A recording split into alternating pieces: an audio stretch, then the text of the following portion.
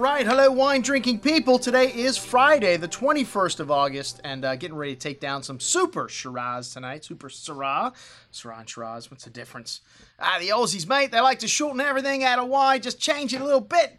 And, we hit a subject, we hit it hard. So a week from tonight, that's right, on the 28th of August, we've got another Super Syrah tasting, our vintage Aussie tasting. We've made this an annual event, I've been to Australia twice, and I have to say it's one of my favorite places in the wine world. To me, the greatest wines in Australia are from South Australia. That's from Adelaide down to Melbourne. And you could argue that Barossa and McLaren Vale make some of the greatest Shiraz all over Australia.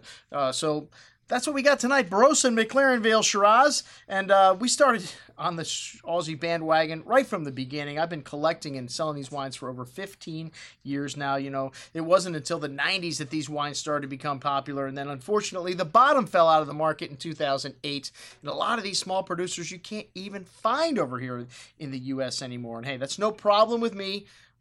I'm just as soon drink these wines. And, a lot of people feel like these Austrian wines will not age because they had so much alcohol. They were out of balance. And let me tell you, the greatest wines of Australia are going to age gracefully. That's why we do this tasting, scientific experiments. And I can tell you, we got 1996 vintage Shiraz going down, which is the oldest dog. The Fox Creek, which is Sarah and Sparky Marquis were there back then. They used to make great wines back then. I don't know what happened. Their new stuff, not nearly as age-worthy as this stuff is. The K Brothers, one of the oldest Shiraz Block 6 in all of Australia, over 110 years old now. And then Ben Glazett's Amun Ra, 2002, a great vintage for Australia, a cooler year. 2001, all the critics raved about.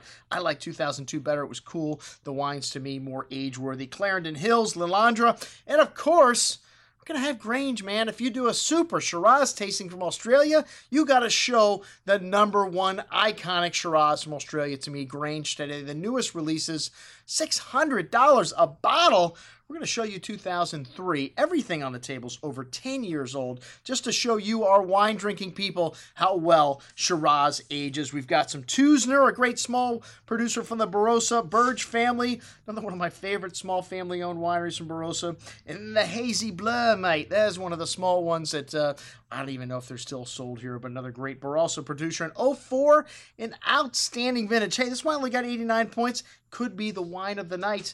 When these wines were released, they needed some time, and now that this wine is 11 years old, should be drinking at or near its peak. So check it out. Everything we're going to be drinking at our vintage Aussie tasting here on the 28th, a week from tonight. I'm your host, Andrew Lampasone, signing off for the Wine Watch, saying remember, always drink the good stuff first.